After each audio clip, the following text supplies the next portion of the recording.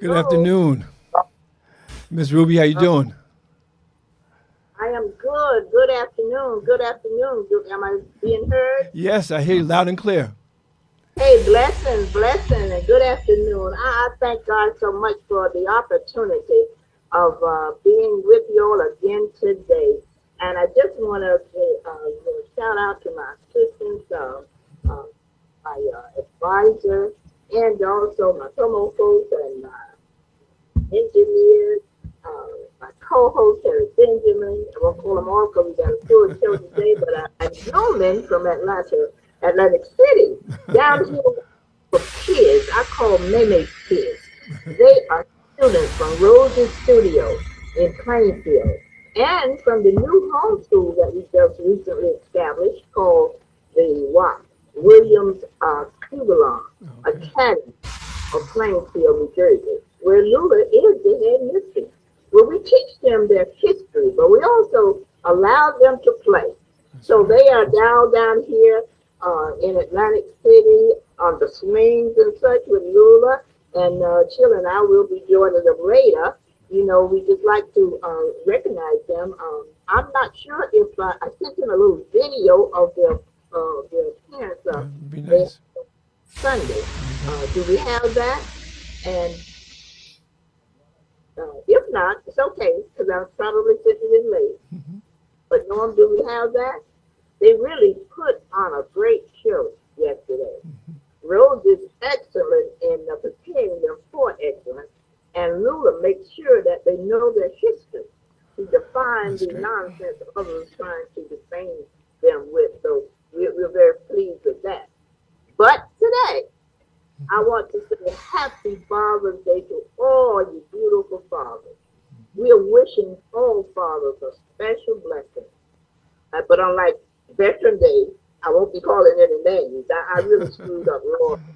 I named names and forgot to name two of my most important favorite people. My beautiful niece, who's also my producer, Miss Hmm. Sheila Brown Bird. She and all she serves well, brilliantly for us, and we appreciate her and love her. She's a vet. And of course, the most important one of all I missed was my late husband, Lloyd, Huh? who transitioned in 2013, and he served in the U.S. Marine.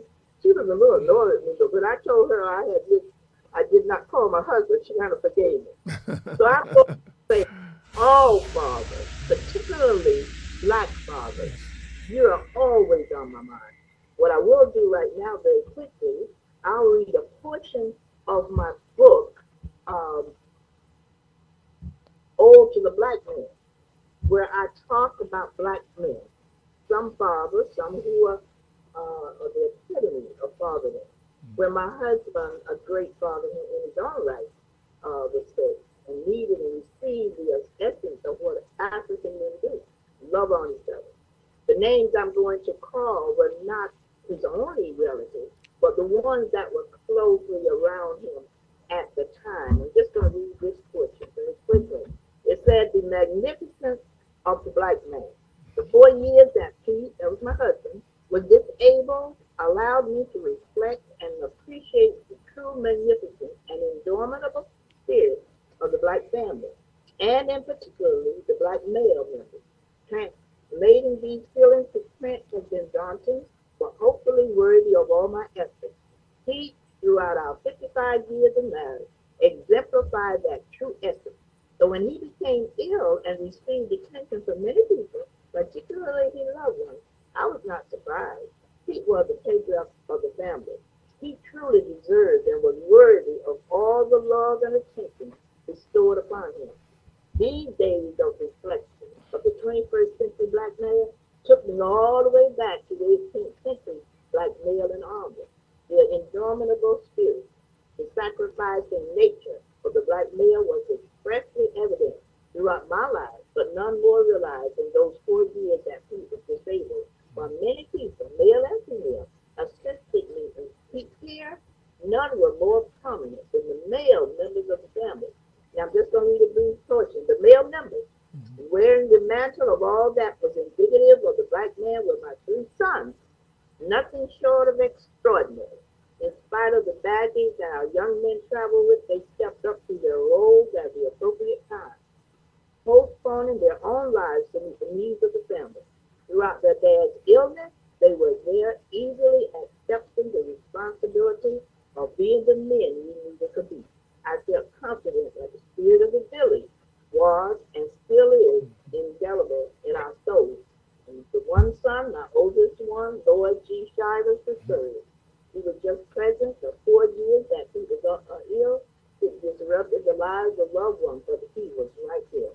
My middle son, Walter Georgia, called him Sabir, was always so dedicated. He was just part of a Navy crew, but he came and just was so diligent.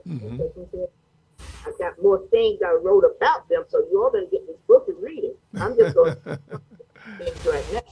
My baby boy, Bland Capiz, he's deceased now. He was transitioned 3 years ago. Bland, aka Wahid, the baby boy, he was equally as dedicated. And of course, then there were the grandsons.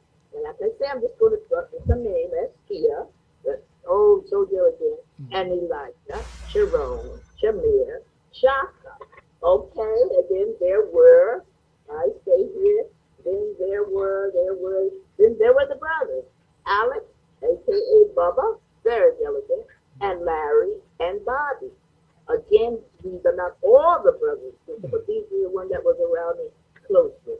And then there were the nephews, Jesse, Reggie, Kevin, Hakeem, Imhotep, Curtis, Oliver, Rocky, Omawara, Alan, and Nastia.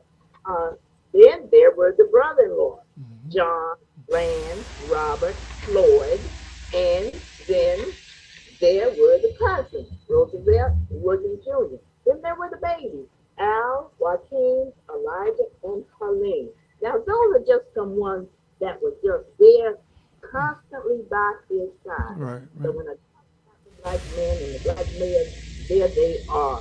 And you need to pick up the book, read, because you'll find not only those black men, but black men even when I was a child sitting at my dad's feet and they're talking about the black men that they knew were equally as important. But today we have a brother on now, a cousin, but full disclosure, he's out of Africa. I mean, he's not out of Africa. He's here with us, but he moves back and forth between here and the continent often. And I'm just so sorry him. He's in Ghana as we speak. And I'm talking about none other than Dara Beck. Yes. Welcome, brother. You're going to tell us a whole lot about Africa. Are you there? Good afternoon, everyone. Good afternoon. Good afternoon. I'm also here with our director in Ghana, Papa Williams. Oh, great. He's been on this show before. Yes. I remember him. Yes. So since we were both here in Ghana at the same time, we figured that we would both come on. That's great. So it's an honor to be here, for both of us, here for the second time. Exactly. Yeah. Good to have you. Good to have you. Pleasure. Terry? Yes. I know you have questions for me. Of course, you know I have. Yeah. But right now, let them introduce themselves. Well, he's already done that to introduce his brother. I want you all to let us know up front, where are you in Ghana and what is it like? Well, I tell you, over here it's like 90 degrees. Yeah. What is it like in Ghana? And just give us a little bit of input. Then Terry's going to ask some questions. Oh, yes, please. Come on, my brothers. So how's it out there? I'm sorry. How's it in Ghana? We couldn't. Well, I'll speak as a visitor, and Papa can tell you as someone who lives here. Okay. Absolutely love it. Yes. The weather is beautiful. I was been spending more time out in the sun. Oh. And it's interesting. Yes. Because back home, the sun feels different. Yeah. And I don't like spending a lot of time in the sun. But when I come here, I spend a whole lot of time in the sun. And the heat, even though it's hot, it seems like a different kind of hot. Okay. So the weather's beautiful. The people, I'm telling you, the reception that we receive as African Americans from the people of Ghana is incredible. That's beautiful. They welcome us back home with open arms. Um, and so it's the experience. Every time I come, it's like a brand new experience. It's not That's great. like, oh, I've been here Right. 20 times, Yeah. it's like a brand new experience each and every time. So right now we're inside of our Momiata Cultural Center Oh wow. here in Cape Coast. Mhm. And this is where students from Ghana come and they connect via video conferencing from students from all around the world. Okay. Um, so we've been having different events here since I've been here. And it's just been an incredible time, Papa. Yeah. That's Um, great. That's great. Ghana is the gateway to West Africa, Okay. and now it has become a mecca for all Africans in the diaspora. Unfortunately, because of the infamous Cape Coast dungeons, but it has become a source of inspiration, a place where all Africans in the diaspora can have connection to their ancestors, Mhm. because this is the place that they will last leave their footprints before they got on the tips into the unknown world. Yes. So there are a lot of African Americans trooping in, and like Mr. Matt said, it's a warm embrace by the citizens. Don't let what you hear on news deter you from coming to Ghana. Mhm. The people, the customs, the cultures is intact, and it's always welcoming to you. Thank you. Thank you Yeah. for that. think You're we have welcome. a baby, hopefully anyway, above the nonsense and the noise of what we hear about our Africa, period. And back in the day when I first started coming to Africa, I knew I was going to go in spite of the naysayers. But even then, usually you'll get about Africa, you were swayed by what you saw on TV or otherwise. Mhm. And it gives the impression that Africa was all that, and none of this. Yes. Yes. But after having gone to Africa over the years, many times, I didn't have to convince me, of course, Yeah. but there were those who, when you were talking about go to Africa, they just assumed you went to the jungle, or either you see babies crying for food or whatever. And someone asked me just yesterday, a young man planning to go over, and he said, I want you to be truthful, so they know well, Yeah. I don't exaggerate about it, but think about it. Because, Dara, you reminded me so clearly of when I first I went to North Africa on my first trip. And when we were playing in Africa, I saw a sun. And of course, I've seen many suns. But like you said, it was a sun different from what I had felt or seen here in my mind's eye. Mhm. And and so, long story short, I just I saw it, and it hit me differently, but I didn't think about it anymore until years later when I wrote I'm writing a book. Mhm. I'm writing a book about my baby boy I talked about. He's gone on to glory, transition. But I saw that son, and when he passed, and he made his transition, it reminded so much of that son. Mhm. So I'm writing a memoir about the African son versus my uh, son. Yes. S-O-N, Yes. the S-U-N son versus the S-O-N son. No, having felt that this is a strong connection of who we are as African people, who will allow the sons over here who've been so misdiagnosed and misinterpreted who they are and what they are, to be reminiscent of the sun from Africa. People can appreciate that sun and how it comes up and just vibrates. And so our sons over here vibrate it the same way. Yes. But they defined it as something different than what we was allowed to say. No, this is a sun, different from maybe yours, Yes. Yes. but it is we are the great people of Africa.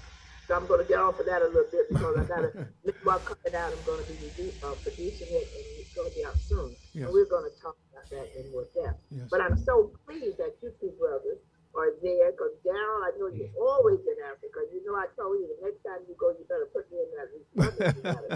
You gotta. Okay, now you were talking about this the school that you all have connecting us to Africa. You want to talk more about that, or what are you doing now? I know you just recently renovated, not renovated. You kind of did something over there with the new building, Yeah, right? yeah. Yes. So again, let's give a little information about OEATA, period. We're a nonprofit in the United States and an NGO here in Ghana. And our main goal is to connect students from around the world to dispel myths and misconceptions that they may hold about one another based on textbooks, based on media, or things that they've heard. So what we do is we give them an opportunity to meet face to face and hear from the people of that particular country or that, or state or what it might be. But we want them to be able to have the opportunity to show people who they truly are. So we've been doing this since 2009. We've connected over 500,000 students from around the world, 73 countries. We've done all the U.S. Um, states. So we've been, connecting folk and causing people to see that we're more alike than we are different. Yes, yes. It's amazing how, especially in the United States, because of things that people hear on the news, things they hear their ex-president say, or, things that just, see on TV. Yes, yes. Or even things that we grew up with, Right. because I tell these guys here that I remember growing up and I didn't have a positive view of Africa That's right. Yeah. because I used to be offended if you called me an African because everything that I had heard or seen about Africa, there was nothing that I wanted to be connected with That's right. concerning Africa. That's right. So, a lot of students still have that thinking and that mentality. You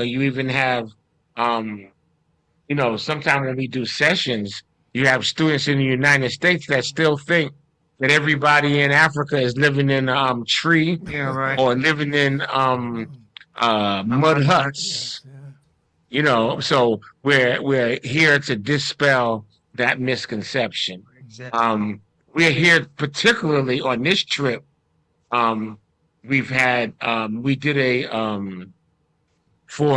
we're doing a um, uh, recruitment for Kane University Oh, back in New Jersey, oh. where any of the students that would like to attend Kane. So we had a very successful, with like over 150 students last week. Wow. They have the opportunity to either study in Wenzhou, China, or in the United States, because Kane has a satellite, a school in Wenzhou, China as well. Yes, yes. So they have the opportunity to earn 2 degrees if they were to attend. So, and then on Wednesday, we'll be doing a Juneteenth celebration with Kane University. Oh, that's great.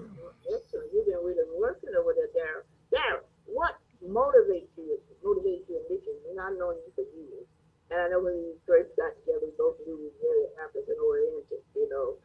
You brought me into. I told my sister the other day how you brought me to your home and first thing boy said, "Look what I got." And it's beautiful collection of African artwork and whatever. That was way back in the days before a lot of people weren't recognizing Africa, right? You're doing it religiously now, and I'm just so pleased about it. And one of the things that has happened recently to me that I gotta tell you right now, I know where I'm from. I know my origin. My pastor, who's very Afrocentric, he came in as a young man, but he's been doing great things since he's been here with about 3 years now. But every Sunday he teaches. And I've always been, when I use the title to my show, I'm an unapologetic amateur looking for experts, and I added on the little extension that said in Africanism. I want to be very clear what I mean. I mean someone who knows and have studied from the very beginning. I mean, you know, we learned that we were God created man in Africa. So from the beginning to when we got into Africa with all the things that we did, and when people came into Africa and kidnapped us and brought us here, they got to know too what happened when we got through the Middle Passage, and we got to know too when we got on those hoisted on those slave blocks, sold like animals, and then we're abused. And then after that, so the things that happen to us. Now that requires a lot of studying, a lot of thinking, a lot of, people who are dedicated to just learning about us. And I call those experts in Africanism. And which means that to know that, you got to know first what happened to us, how it happened, what the solution. So without solutions, you're just basically like me, amateur. But with the solution, then you're going into being the expert in how to get us out of the situation that we're in. Because if we continue to be in the situation without any solution, we're going to point fingers at each other and continue to say, or point fingers at Africa and continue to say just a nothing or a non-country. We know what it consists of. We know what Africa, the continent, and the countries in Africa. And getting back to what recently happened to me, through our pastor, he brought someone who delved into our ancestry. And I learned that on my paternal side of Pharaoh, my paternal side, it takes me from, not Cameroon, no, that was my maternal side, Cameroon, and from Nigeria. So it's good that you get a point of being where you came from, who you are, who your ancestors, and lineage. So all of that is coming forth. We have had misinformation about the continent, and still have misinformation, but it's coming forth because we are learning. Like I say, I created a homeschooling, my group and I, a homeschooling just to teach the little children under us, the little cousins and nephews and grands, about 9 of them. And I suggest like folks across the world do that within your own home. That way you won't rely on Governor DeSantis that will tell the misinformation about what happened to us when we were stolen over here, that we learned the trade. We brought trades over here. So we were not slaves when we came over here. We were enslaved, but we were kings, queens, and otherwise, royalty. And people are kings. So we got to know that. But what you are doing, and I'm so excited about it, because it's just sort of unique in that we got to get these unique things done. What I'm doing, people don't always understand what I mean by experts in Africanism. It might be unique in our thinking, but we got to understand first that we went through something unlike anyone else in the annals of history or any other history, even in biblical history. You can't find body compared to what the 200 years, forget about the last 200, but the first 200 years of being stolen out of Africa, what happened to our mind, our brain, our body, our soul. That's right. So that's why we got to get a thorough understanding of all that. And we don't just do that by being a celebrity or being a famous person, not even being a president of the United States.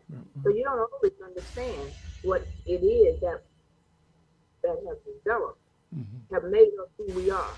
My 5th book was going to be Damaged Goods Made in America. I changed it to Ode to the Black Man. I wrote that book, but I still got that book in my head because we are damaged goods made in America.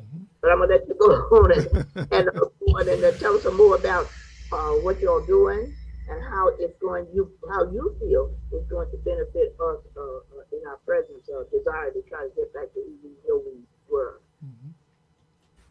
One of the things that definitely will benefit will be a lot of people can't afford to travel.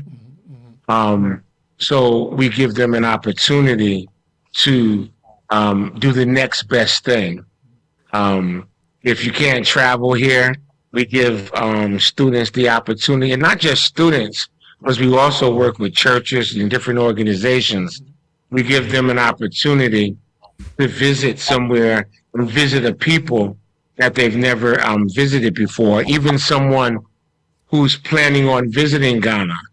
We do sessions where we connect, where people can learn some of the culture, some of the customs, so that when you get here in Ghana, you know, you're not making those, flubs and, going against some of the customs that are here, how to greet someone, what to do and what not to do. Because oftentimes we don't realize that when we go to a different country, that things are different and we're in their country.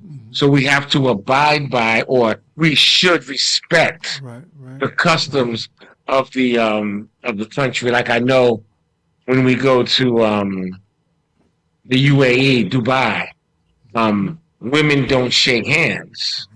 And being from the United States, you have a reflex when you meet someone.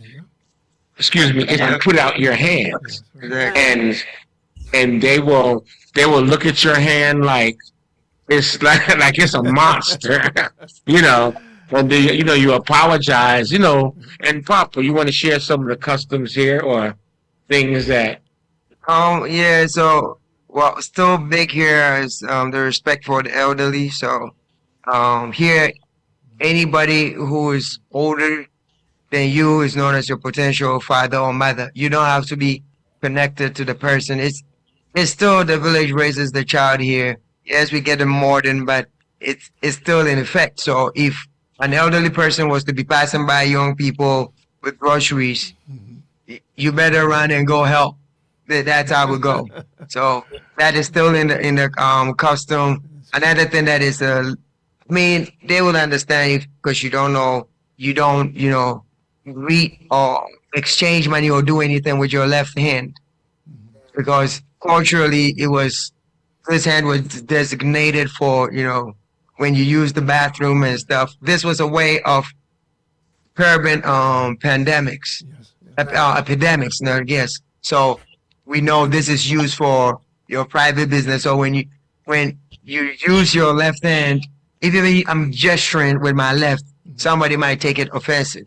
But especially if they know I am from the land and I should know better, it's offensive. So that's another custom, like he said, with the greeting.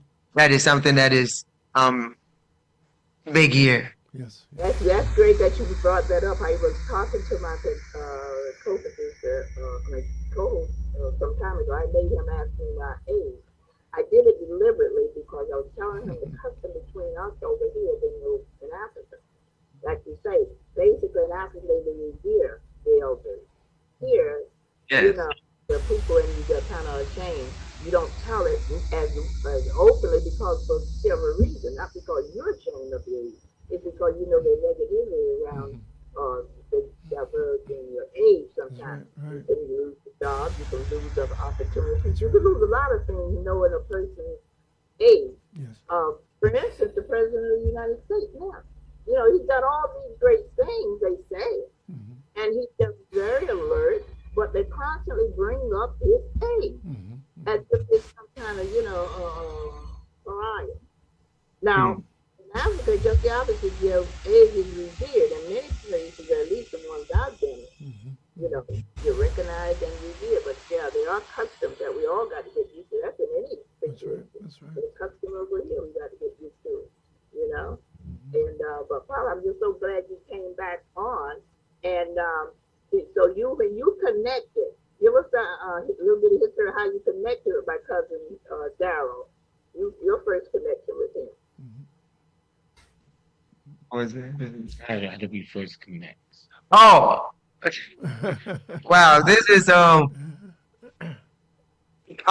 Mr. Bats visited Ghana with Mr. Eric Jones, and I was working with Oyada International I was working doing electrical engineering, and then during the weekends we'll go.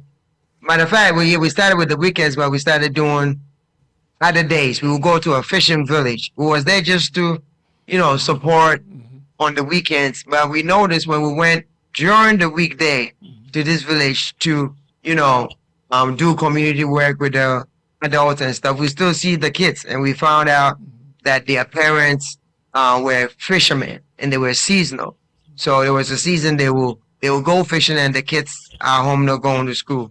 So that's what we're doing. We start teaching, giving whatever support we could give to help the people out. But Mr. Batts and Mr. Rick Jones, when they visited Ghana, they wanted to take Ghana with them. Like, they brought videos, brought pictures, and so I wasn't doing it justice. And, we grew up on pen pal, but, pen pal takes some time. So, well, they did their research and were like, we need to share this with the world. And so they started approaching video conferencing companies, which wasn't big. Now everybody is like, oh, Zoom. Do you know about Zoom? But I know we are pioneers in Zoom. Yes. We were using Zoom long before it became popular. Yes. So that is how. About that, because I know that is just so it was mind-boggling to me when Daryl started. He was telling me years ago about he was connecting with Africa, and I was zooming in, and I said, wow, it's here now, like you say. But y'all have been doing it forever. Yes. I mean, when we first started, like Papa said, we came, we saw, and we was like, we need to share this. But not share it in a way, like he said, like the normal, oh, here's my pictures of my trip. That's, our normal thing. We go on vacation, we bring back pictures, videos, and then it just leaves the person like, oh, I wish I could have been there. It doesn't really do anything for the person. Right. So we wanted to enable people to have an experience for themselves. So at the time we were working Mr. Jones and I were working in the telecommunications arena. And so we were at a conference table, and we were like, how can we do this? Then a Polycom video conference system was set up on the table. And we was like, well, we could do video conferencing. So right then and there, we sat down and we looked up who was the CEO of Polycom. We wrote the CEO of Polycom. This is what we want to do. This is our vision. I would say must have been like 3 to 5 days. We got an email back. What do you need? What equipment do you need? And right then, and we told them, we didn't even really know at the time, Right. but they wind up giving us over $200,000 worth of equipment for us to begin. Now, this is in 2009. 2009, video conferencing was not web-based. Like, you couldn't just go online and do video conferencing. You had to have equipment. So, and most places did not have equipment. So what we were doing in New Jersey, we were traveling video conferencing. Yeah. So we traveled like all over the state. We went down to Washington. We did a session at Marvin Winans School in Detroit. We traveled all over. We had our little cart with our video conferencing equipment. We'd go to the school and we would connect with Ghana. And as time progressed, and then it became web-based, everybody, anywhere could now join, which was interesting because in the beginning, most of our participants were white because they went to schools that could afford, because the equipment was expensive, so they could afford the expensive equipment. So that was our basic audience in the beginning. But as time went on and things became more affordable, every school district at that point could now afford to have a laptop and the webcam and be able to connect. So that's where the explosion happened. And we were doing, like you said, we were doing Zoom like when it first came out, using it to the utmost. And then after the pandemic, everybody started using, Zoom. People you wouldn't have thought even, that was very not technical, they were using Zoom because that was our way of keeping in touch with our families and so forth.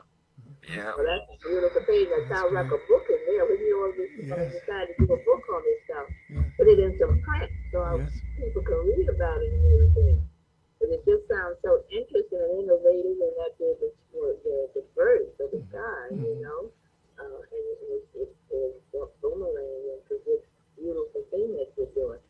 I want to get with you too at some point with the children that we're involved with over here. I think the little academy that we started, and that was basically out of the not a bid, just out of the response to Governor DeSantis. And I talk about him all the time. How he thought he was doing it for wrong, but he motivated me. But I not thought about it like that when he came out with what Africa, how we benefited from coming over here. So I thought that you have to start with the young ones. We have to start them knowing about their history, before they will be able to reject nonsense like that. Because if you tell a child that in school and it goes up through them throughout their lives, by the time you get my age, you believe everything you want me to do that. You're going to believe everything you need to believe in someone that you can have confidence that got your interest at heart. But yeah, so I'm going to be getting you down very soon so we can connect and hook up. Sarah, you had some other things you wanted to add. Oh, yeah. The first thing that I just want to say, I thank the brothers for zooming in. And I want to just know, in my research, they call Ghana the land of gold. They now call Ghana the Black Mecca. And in 2001, Ghana was giving U.S. citizens citizenship. And the thing that I want to know, and you got to tell me this and be real with me, my brother, your brother, Stevie Wonder, is now a citizen of Ghana. Does that mean anything to you? Does that mean anything? Yes, it has. It's funny, the Ghanaian music industry nowadays, it means Ghana has a plethora of Grammys. Because if Steve Wonder is now a citizen, then we claiming his Grammy Awards too. So it is real. And as you saw, the president was involved with it. He had his birthday at our think they did something for him at our White House. Yes. So yes, it means a lot for Ghana, and not just Ghana, but the rest of Africa, because we do believe this is the missing link for our continent, our brothers and sisters who were sent out of here forcibly, and now you've lived with the foreigner, have developed their country, know just how they work, and this will be beneficial for Africa, having the minds of our brothers and sisters who are across the waters coming in and showing us, looking through the fine lines and the contracts and be like, this right here is what we need to avoid and stuff, so the continent can be strong again. So yeah, Stevie Wonder is a big move showing, it's been happening. People have been repatriating back to Africa, right? But that is like, he's a global icon, and would throw more light on how valid it is. And I've been hearing a lot of celebrities in the US, for instance, Dave Chappelle was like, if Steve Wonder is moving, that's a good point. And he is like the best out of us, we look up to him, then there isn't much that needs to be said. We all got to come to Ghana. And yes, you can receive dual citizenship. You don't have to give up your American citizenship, because yes, you've contributed to America. You don't have to give that up. That is your choice. And the stipulations, usually if you've been in Ghana for, I think it is 2 years now, have some business. We want to see that you are actually looking to make some living here and then you get your citizenship. And it's good because this helps you to, if you had a business in Ghana, you are not going to be paying tax like a foreign. You will pay it as a Ghanaian. Yeah, it comes with its incentives. So that's great. You wouldn't need a visa to come to Ghana anymore. Oh, that's great. When you're buying land, you can get the land, like the lease will be long as they give to a Ghanaian than a foreigner. So it comes with its perks. I love It's real. Yeah. And Daryl, what do you think about that? I'm sorry. Oh, I think it's a great idea. As a matter of fact, I'm working on my Ghanaian citizenship now. He qualifies. He overqualifies. So I should, within the next 6 months, All right. I'll have a Ghanaian passport and a U.S. passport. Enabling, like you said, there's benefits where to both. Yes. I mean, you don't want to give up your U.S. passport because that U.S. passport can get you to places that Ghanaian passport cannot get you into. Okay. Yes. So you want to be able to take the advantage of both passports, and then once you get a passport to a place, it makes you feel much more a part of, like, I'm a citizen, That's right. like, Yes. because we were taken away, Yes. and and coming back is good, and visiting, but when you become a citizen, Yes. like, it really, I'm looking forward to that day that I can say that I'm a citizen, because when I did my DNA, the majority of my DNA is from Ghana. Yes, sir. Wow. So Beautiful. I'm looking forward to the day where I can reclaim my citizenship Yes, sir. here in Ghana, where my ancestors, they were citizens. Like, That's right. Hey. so I'm, Original I think it's citizenship. very beneficial. They've opened it up, for Americans to be able to look into it and decide if that's something that you want to do. But, you don't have to stay here. You don't have to move to Ghana. Yeah. I don't plan on moving here, but plan on visiting. Yes. Going back and forth. I probably come, but right now I come like maybe 3-4 times a year. Right. I'm curious of what is your real feeling when you think about those folks in the diaspora that are your relatives, Yes. Yes. your brothers and sisters. What goes through your head?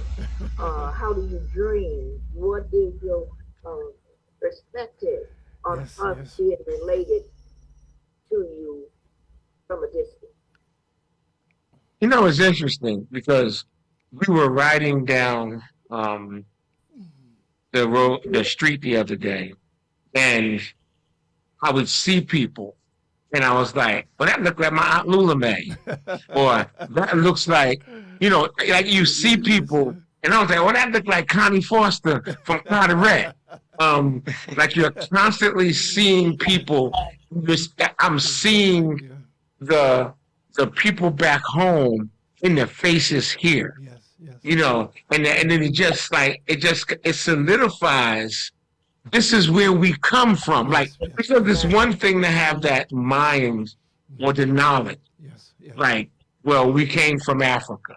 But it's important to have that connection. Yes, sir. And I think, and seeing, and that was like an interesting experience for me. Because I sat back in the car and I was just really looking in the faces of people. And because I'm always mistaken for a Ghanaian. Yeah. Anyway. Like, they'll start speaking Fanti to me, and I'll be, oh, no, I don't understand, but they can see it. They can see the traces in my face, so that connection of truly being in a place Yes. that, like, I'm not judged Yes. by the color of my skin. Yes. Yes. Because the other day I posted something on Facebook. I said, I'm melanin for sale. Because, back home, the darker was always this or that, Yeah. but it's celebrated here. Like you see somebody, beautiful black, Yeah, yeah. You know, like it's not, so it's a whole different experience. You're not going into a store and being followed. Yeah. You Right. know, you're not it's interesting because this was some years back.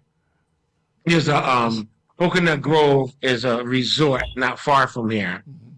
So Papa, there was a bunch of different of the Yeah. kids. We went to the pool at Coconut Grove, and there were white people in the pool, and they got out of the pool because we got in the pool. It was like, you're in Africa. This is our home.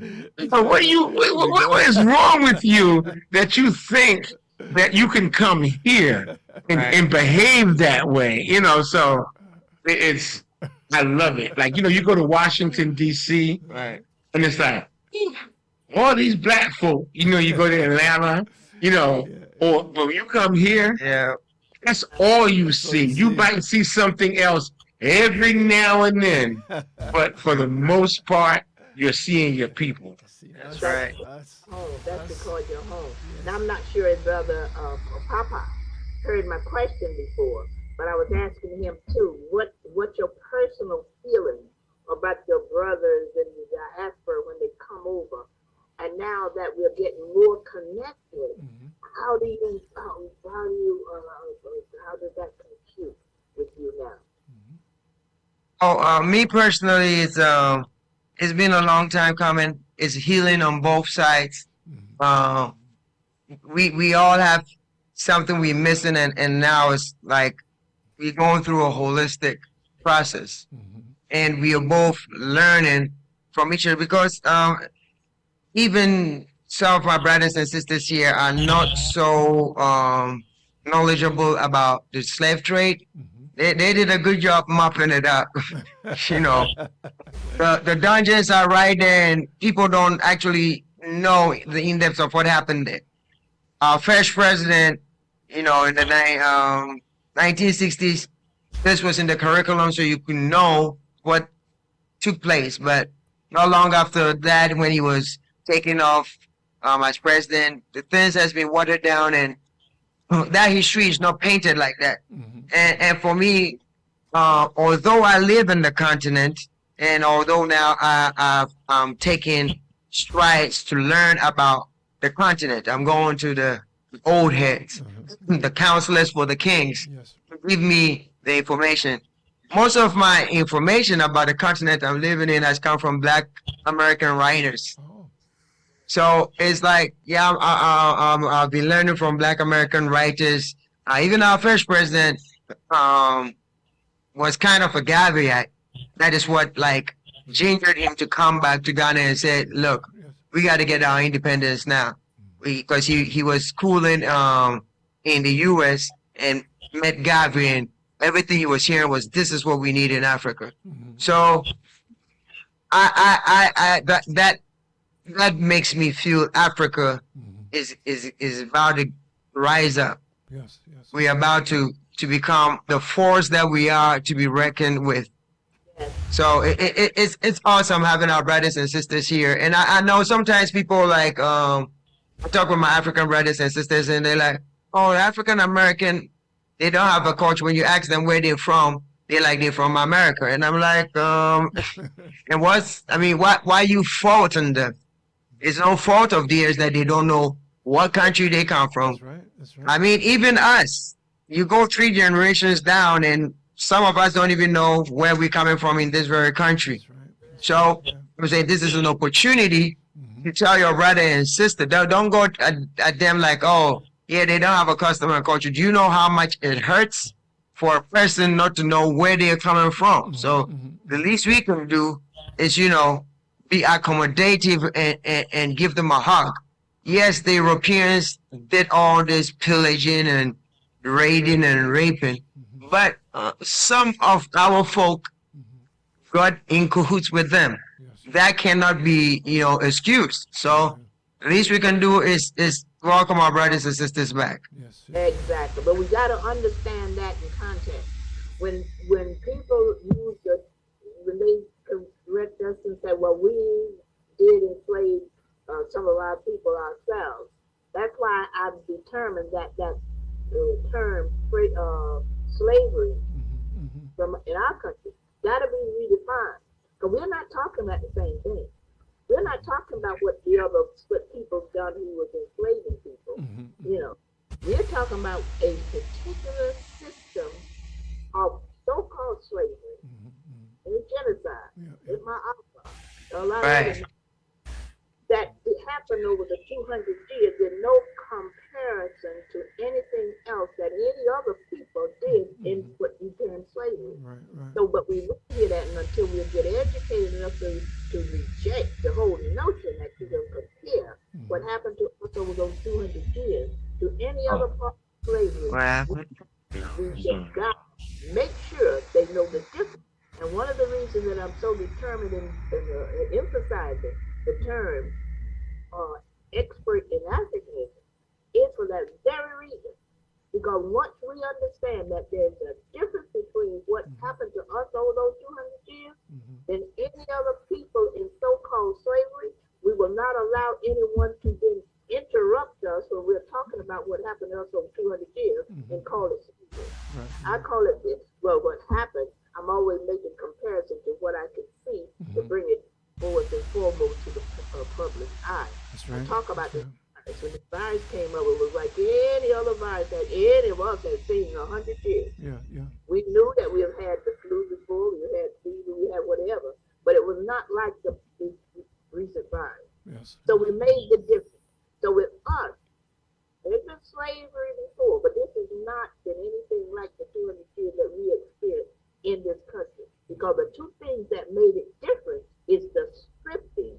Mm-hmm. We were stripped of our language, our Yes. That's right. God. That's right. So that those two things that made the difference will not allow us to let anyone else make the comparison.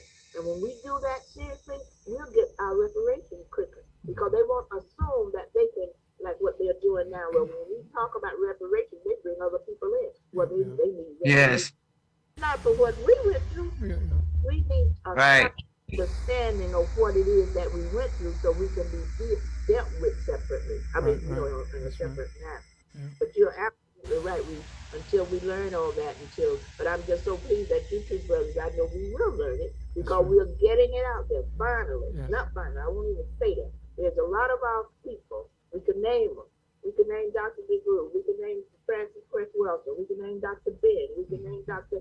Jeffrey, we can name a whole lot of our experts that they Yes. Yes. pushed aside. Yeah. Will not let them come in as a group to train us and to teach us ways that we have never been taught before. That's right. But I That's am right. still confident and I'm convinced that with you two brothers, as young as you all are, and all on top of the game like you are, and for the other ones who, the elder ones of us who have the wisdom That's to right. bring you That's on right. and let you educate us, That's right. we will always be searching and trying to understand the Yes. you know. So I am just so pleased to have you all on. I'm going to have you again, A Terry. pleasure. my pleasure. Thank you. This is we are so pleased to have you all on, and this is Father's Day. Is it Father's Day or yesterday? I don't know which one it is. I know it's Father's Right. Father's Yeah. Month. Yeah, it's so good to have you. Now, next week, I'm going to tell my audience. See, I'm not there, so Terry, if you see who on, you can call them out. But for Okay, right yeah. now, I'm going to tell you next week, Terry, I want you to give us our guest who's coming on. We're so excited Yes, about yes. this. Yes, This brother Bill Davis. Yes, brother Bill Davis will be on next week, and he is a black man, a black scholar, and he will be talking about his book. He had a book it was published some time ago, but again, he's talking about raising black kids, so it's about black fatherhood. But again, thank you, brothers, for the perspective that you've given us in terms of what we are here Welcome. in Africa, and we need that connection because that's going to make us strong. Because at this point, the only people who are going to save us is us. We are the Superman Absolutely. that we've been looking for. Okay, so we got about Yeah. 3 minutes. Ruby, anything you want to say? 2 minutes. Yes, well, I want to tell my crew, well, not my crew, I want to tell my audience I love you, and I'm so appreciative that you are forever with me. And I want you to continue to watch.